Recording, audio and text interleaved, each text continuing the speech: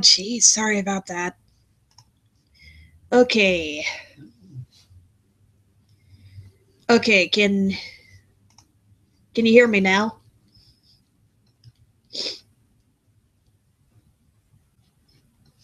Okay, I'm going to give this a minute before going any further. Is there sound now?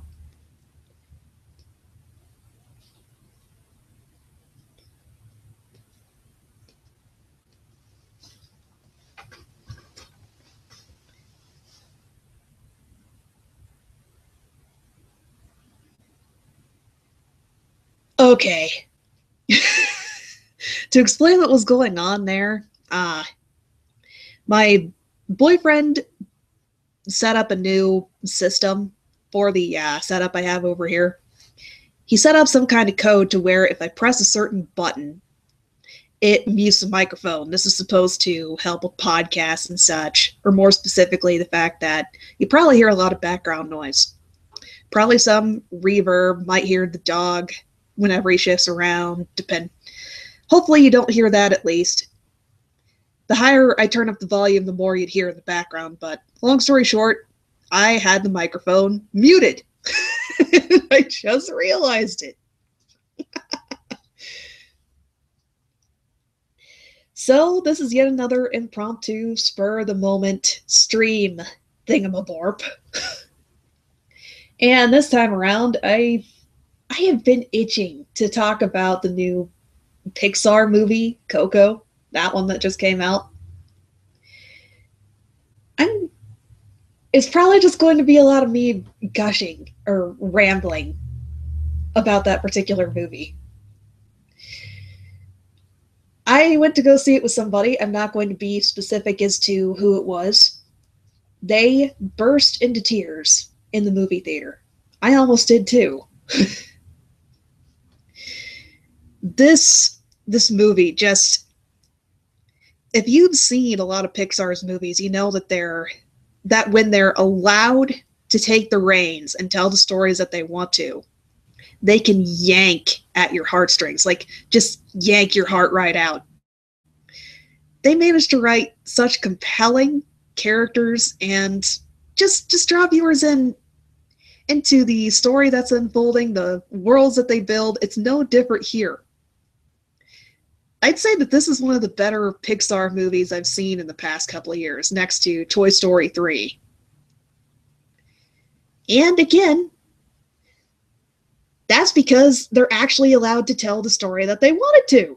Rather, I'm so tempted to start up a rant about the mandated Disney sequels and all that kind of stuff, but not going to get into that. In regards to Coco, I don't really want to say much since I don't want to give away spoilers. The basic premise is there's this little boy, Miguel, who wants to be a musician. But his family won't let him because they're very anti-music. They're very against music. The reason being, supposedly his great-great-great-grandfather, there's a couple of greats in there, ran off to become a musician and left his wife and child behind. And in order to pick herself back up and make some kind of living, she became a shoemaker. And that's pretty much the family business, making shoes. Miguel passionately makes his case for, I want to be a musician, and he thinks that his grandfather is this very famous, very well-known and beloved musician.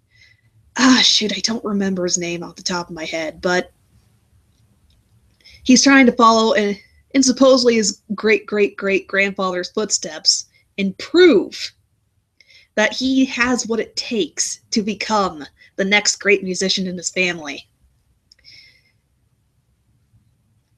And this takes place during the Day of the Dead. There's also a concert that's going to be going on that same night. And Miguel runs off or tries to convince his family to let him play at the concert. They don't let him. He tries to find a guitar so he can play at the concert. And a bunch of hijinks and shenanigans later, he ends up in the land of the dead. And he has to find his grandfather in order to get his blessing and return home. Now that's a very generalized synopsis. I am not very good at not very good at giving summaries or synopses of things.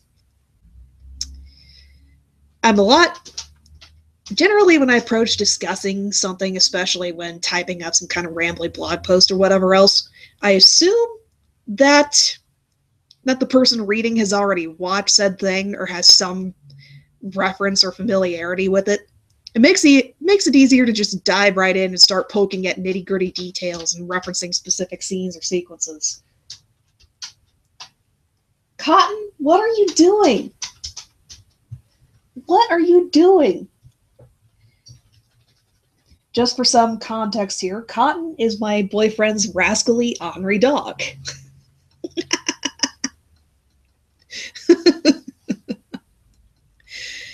In regards to Coco, I highly recommend going to see it in theaters, despite the bad synopsis or overview.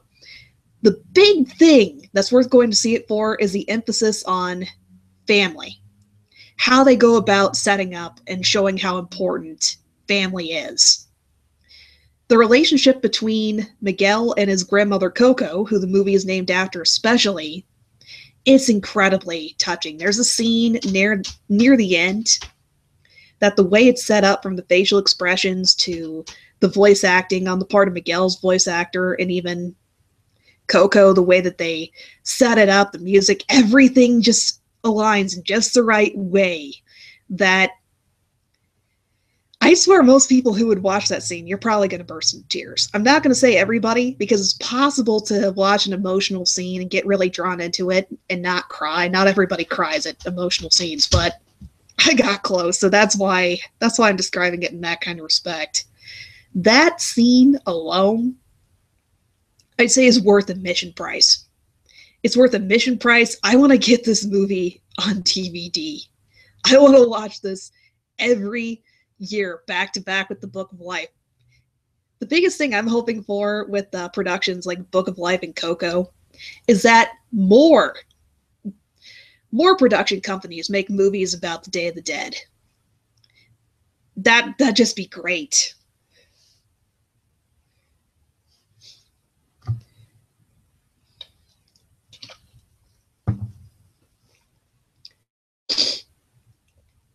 Also, okay, since this is coming up in the comment section, in regards to shipping corners, I'll admit that I've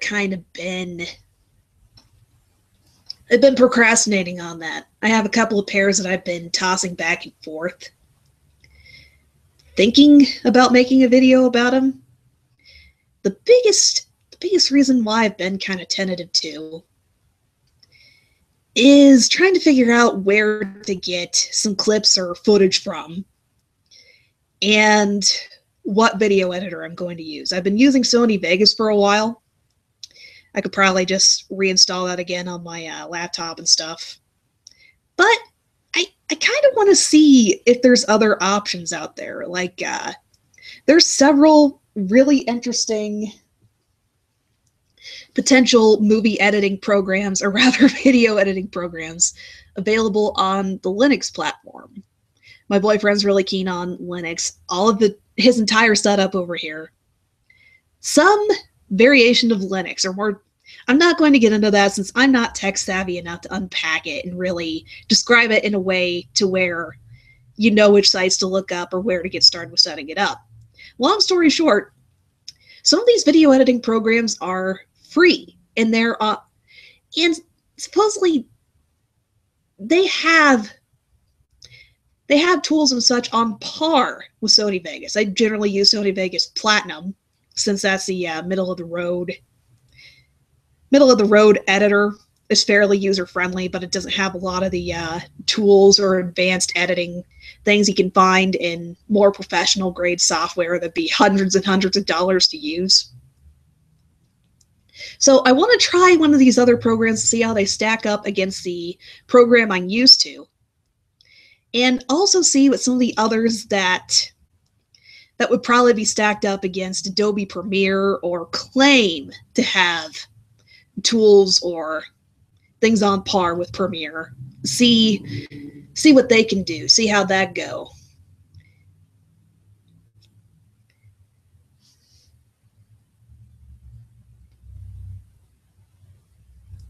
Hmm.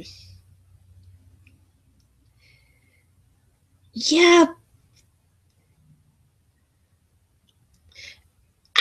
I guess I don't really have a valid reason or excuse for not making another one of those. Just trying to get back into the rhythm of things and thinking about how am I going to set this up. I'm not so sure I want to go back to what the original format was. Just a bunch of clips back to back, edited to kind of match what I was saying. I remember working on stuff like that. And usually it wasn't too difficult to find something that match up with what I was saying, but then there'd be other times where I just stick something there for the purpose of, oh, I need some visual element up on screen. I need something to plug in there. Yeah, I've also played with the idea of bringing back my persona character to emote or sort of move along with what I'm saying, but I'm not too keen on that idea. I don't really like that particular approach either. Probably am going to go back to clips, just I don't know. I'm just babbling right now.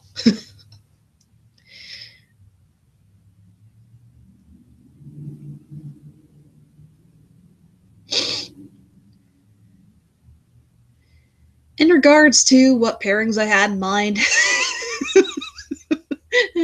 pretty much Rad and Enid, or Red Action and Enid from OKKO, if not both. Those two are the one of those two is what I have in mind for the very next one. I was also playing with the idea of making another one about Starco, but for that one, I I was going to keep this under wraps for a while. I'm not sure if I brought this up in another podcast or if I asked these two outside of YouTube or not. I'm trying. I'm playing with the idea of setting up a collaborative effort with my buddies from Talking Rainbows, Talking Puppies for a Starco video. Like it'd be like have a or I I don't know. Gonna see where things go. If things go the way I'm thinking or what I'd be hoping for, it'd be traditional format. It'd just be every so often somebody else would be reading out a point or character analysis or whatever else about the two characters. Something like that.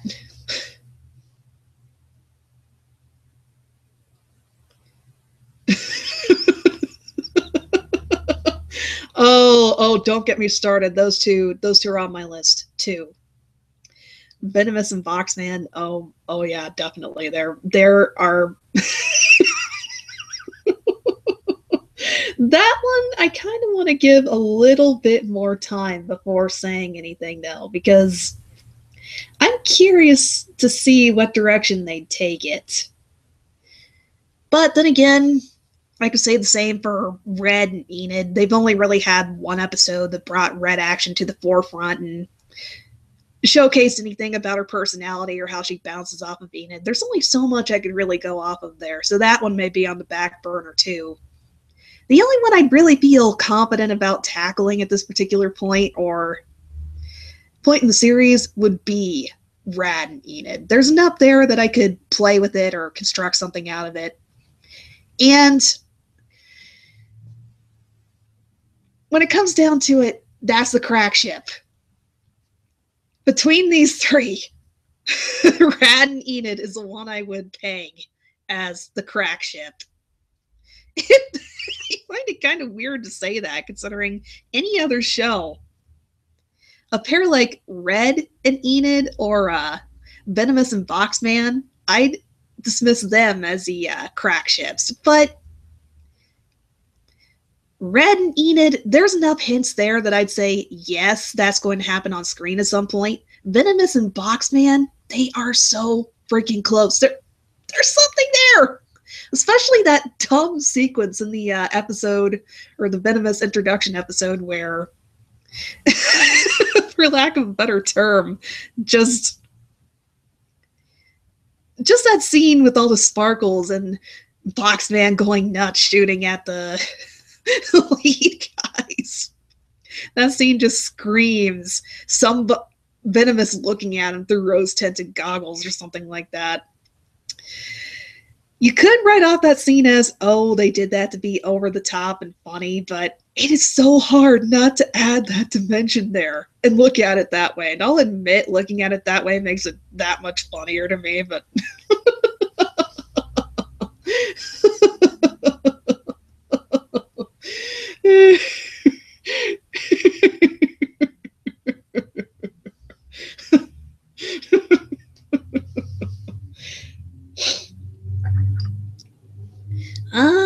In regards to Tom and Star, I've written a couple of rambly blurbs about those two. But I think if I were going to tackle that, I'd probably just want to make a video tackling Tom, Star, Jarko, and even some of the other lesser ones just in one big rush. Just discussing what kind of role they had in the series, what it might have been like if said pairings had continued and weren't just a one-off plot device or very shortly lived, that kind of thing. Just, I'm going to give a little bit of my piece about Tom and Star here. I feel kind of bad for Tom. I feel kind of bad for Tom after knowing what's coming around the bend. They trotted out the whole Marco likes Star too thing. They trotted that out. It's pretty much just crossing days off on the calendar until the next episode, and they're gonna break up. The way they got together, it was rushed. And I know why they set things up the way that they did.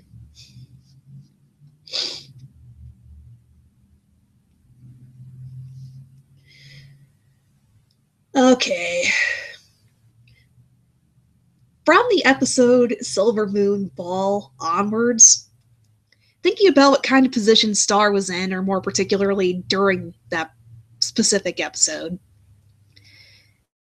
she pretty much, as far as she knew, she'd said goodbye to Marco forever. She has a bunch of responsibilities she has to live up to as princess.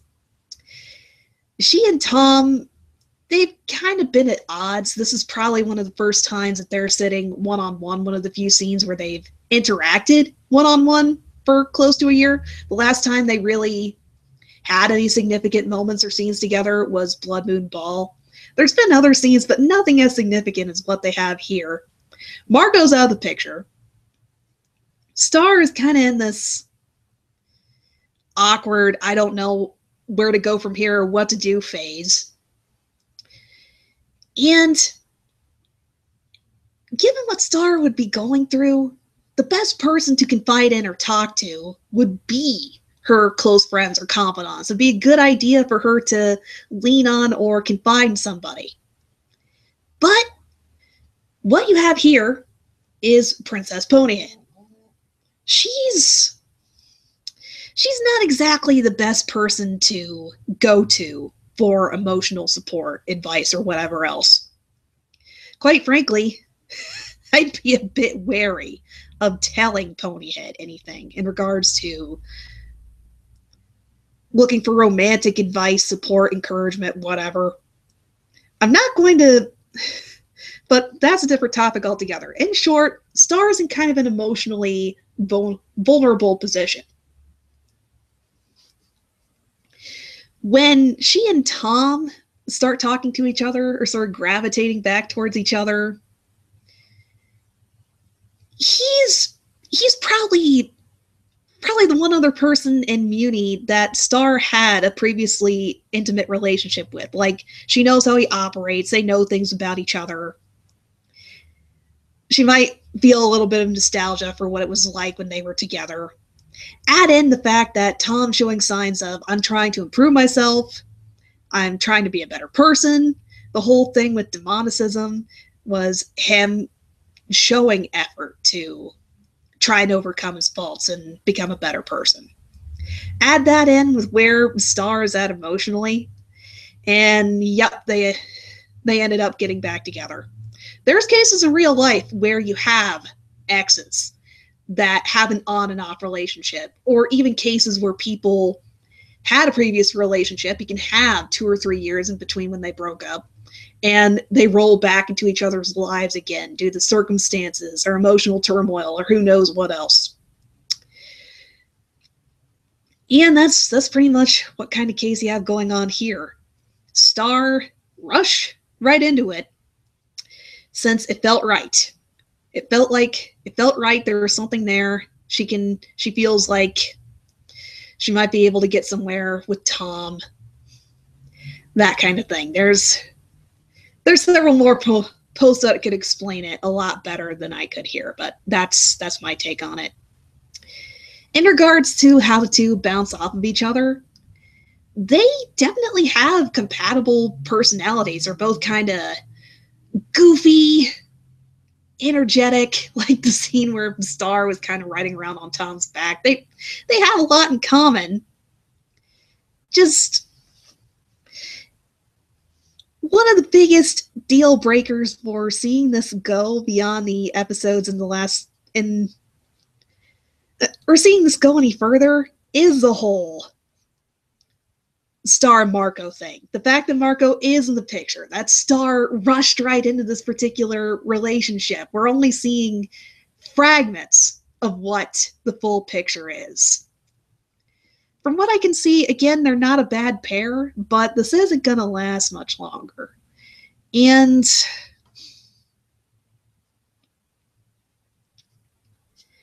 I don't know. Just when it comes to, I could probably scrape something together for a shipping corner discussion, but it just wouldn't feel.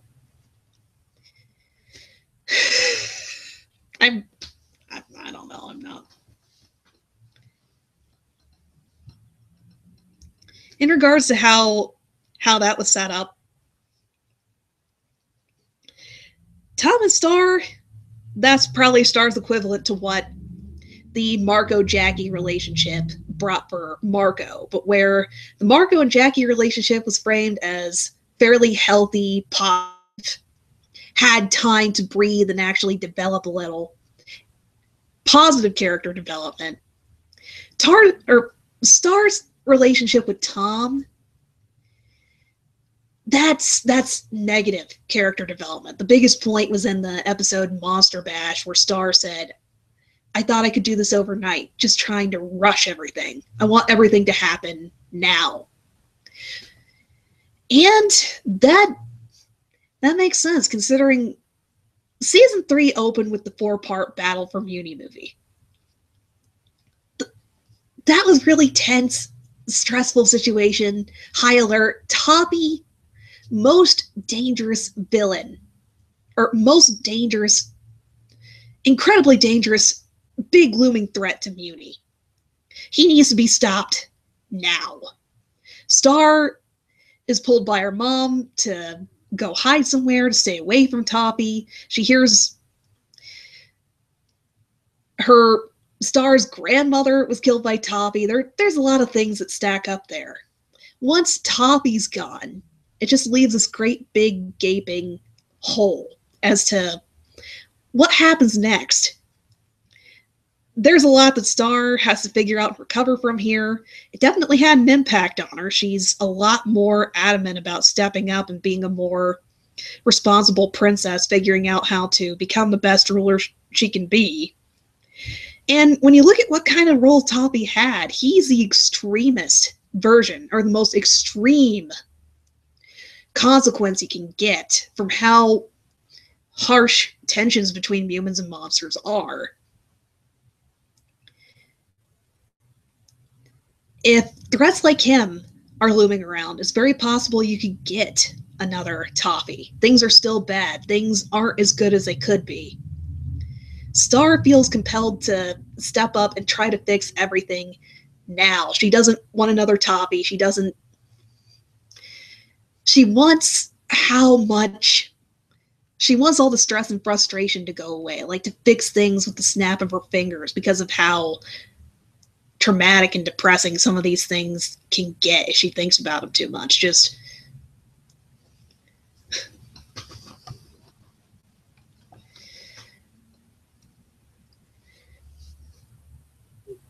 yeah, I'm just rambling here now. Just in short, all the stuff that Star's been doing, the Tom Star thing was just part of it. It was just part of this bigger urgent need for change to happen overnight, or Star wanting to reform or change herself as a person. Gonna see where things go from there.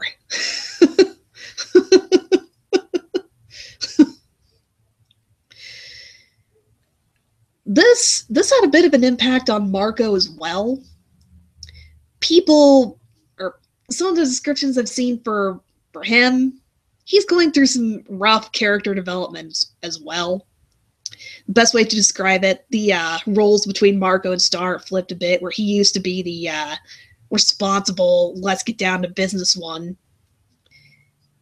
He's been thrown into a bit of into a bit of a loop himself. After going on adventures and such with Star, he's been introduced to a world and possibilities he never thought he'd see. I pretty much boil it down to the croissant girl thing, that being his problem. He is trying to figure out where to go with his life, or what he wants to do. Before, he probably had a general idea of, I'm going to get good grades in school, I want to be the popular kid, just fairly conventional, straightforward ideas. But when you have somebody like Star, who's incredibly reckless and adventurous and wants to push the boundaries of things all the time, someone who pushed Marco out of his comfort zone, made him step up to do things he hadn't before, including asking out Jackie, it opens up a world of opportunities and possibilities. And that'd be a lot for Marco to take in. After the whole thing with Toppy, he probably takes a few steps back and thinks, am I really happy with where I'm at right now? Just reevaluating every part of his life, whether or not he's happy or where he wants to go from here. That's something that a lot of people go through, whether it's going to college, someone going to high school first time, going overseas, going somewhere, just learning what else is out there, trying to figure out kind of an existential thing. Or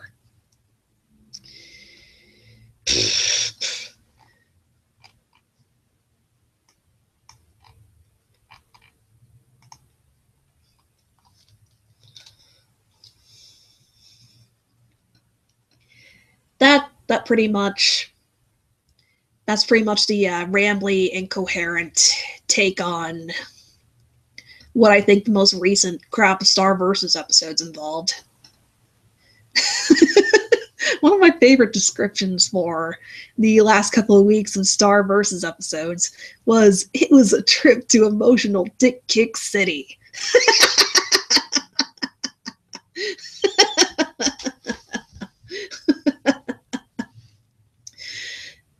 Threw me for a bit of a loop and took me on an emotional ride too. Just, yeah, kind of mixed bag as to how well the more dramatic plot points or setups and character development went this time around. Cotton, get away! What are you doing? What are you? Sorry, dog. Crazy dog.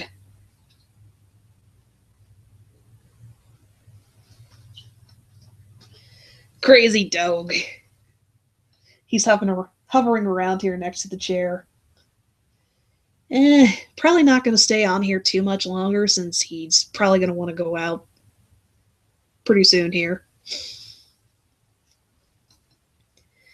Okay, going to radically change the topic here. I have been itching to talk about the Frozen quote unquote short before Pixar's new movie Coco. I've seen several articles floating around about how enraged or upset audiences were about this 21-minute short. Disney's official explanation for why this was slapped in front of Coco is that it's too theatrical not to put in theaters. It's too theatrical for just putting on ABC's 25 Days of Christmas block or just for TV. No, we need to bring this experience to theaters. Of course, I'm adding a bunch of things here. The funnier part about it is that there's some theaters that are putting up signs about the 21-minute short before Coco. It does seem a bit out of left field considering the tradition or general setup for Pixar movies is you have a 5 or 6 minute short. Something that tends to be fairly original and interesting or kind of clever before Pixar movies. Even when Disney took over or bought out Pixar, you usually had Pixar produced shorts before said movies. Then you have this, throwing everybody for a bit of a loop. Just another part of it, or another potential explanation, this is a more depressing one in my opinion. Frozen is one of Disney's massive hits. Thinking if we put this Frozen feature before the movie Coco, it might just get more butts in theater seats. Because, oh no, we can't just go off of the fact that Pixar has made several fantastically written and set up movies before. We can't just let the trailers for this or the story for it speak for itself and people go to see Coco because they want to go see Coco. No, just that might be part of it. I'm not going to say that's the entire explanation. There's several different possible explanations for why they made this particular move. Another one is Frozen 2, slated for coming out in 2019. So, gotta make sure to keep up the Frozen content in between. Gotta make sure there's at least one Frozen short or featurette in between to keep people sated until the big theatrical movie in 2019.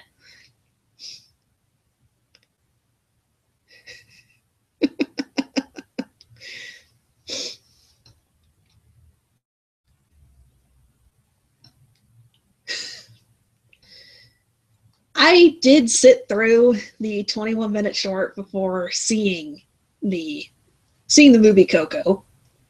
If you divorce Frozen from the overall movie-going experience, the feature isn't bad. It's cute, it's innocent enough. They actually they actually slip in a couple of clever jokes. I'll admit that I laughed a couple of times. But it's more the move to include a 21-minute thing before an hour-something movie. That's the part that's throwing me for a loop or making me scratch my head here. Just again, it breaks expectations. It's just kind of ridiculous.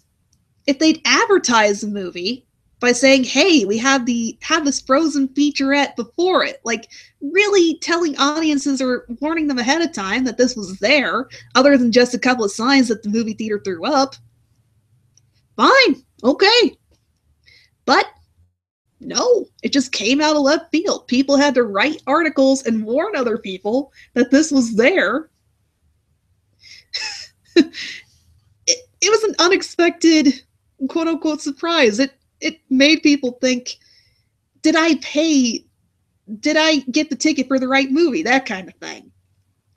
That's really the point that I'd want to zero in on and express complaints about. Anything else, really don't know what the network execs were thinking or what the logic behind it was. Just gonna shelve that. I made snarky enough comments about it. Just, I guess at the very least, if you plan on seeing Coco, which I highly recommend you do, you might wanna go 20 some minutes late if you're not interested in seeing the Frozen short. If you are, by all means, it's there. Best way to see it right now is in the movie theater. Now, just for the record, I get why Disney would put Frozen up everywhere. That's not the thing here.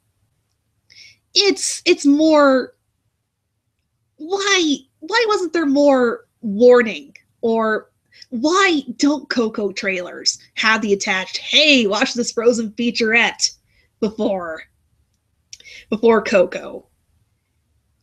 That's really the biggest point I wanted to bring up here. But Frozen itself, yeah, of course Disney's gonna paste it everywhere they possibly can or spread it around. Just I have not seen the Frozen Fever short. I haven't, so can't really comment on that. But my guess would be yes, it probably was. And from what I've read about that one, it was paired with the appropriate movie, or something a bit more thematically fitting for what it was about. I think that one was paired with the live-action Beauty and the Beast or another princess-related movie or something like that. That's where you put Frozen.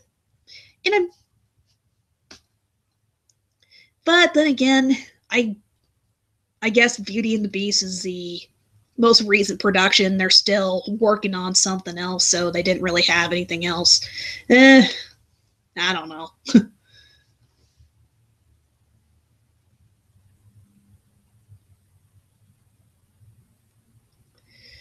Piers, I'm going to read your comment here. After all this, it says that in the Earth and Steven universe, World War II never happened. Are we going to see Onion's mom gush over her favorite yet underappreciated artist, Adolf Hitler? Dude.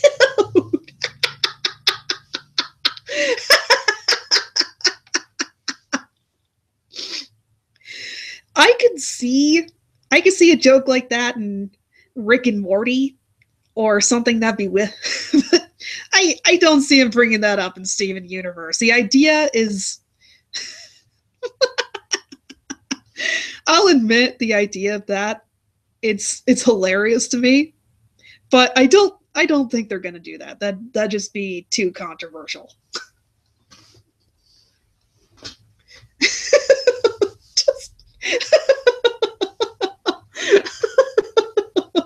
I'll give you this much though. That's an interesting thing to think about.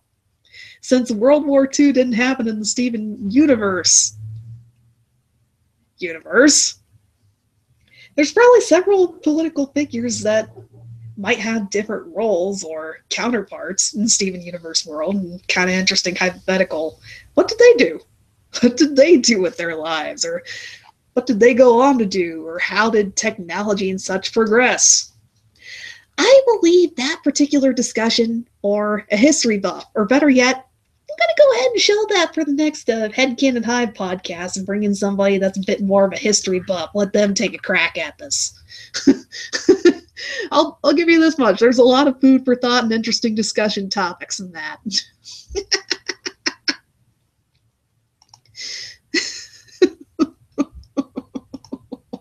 That just so out of left field.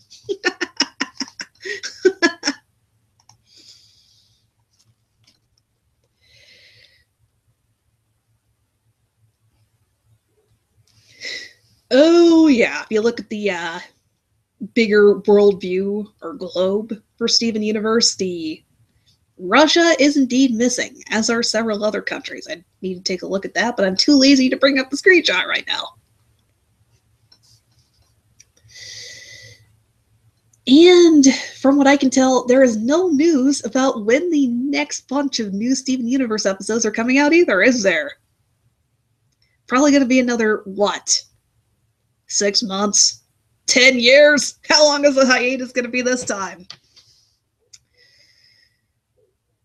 That could be a fun at-home game for everybody.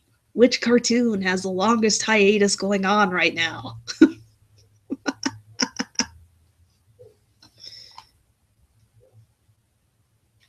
Okay. I think Cotton is itching to go outside, so I'm gonna stop things right here. Thanks for tuning in, and good night, everybody.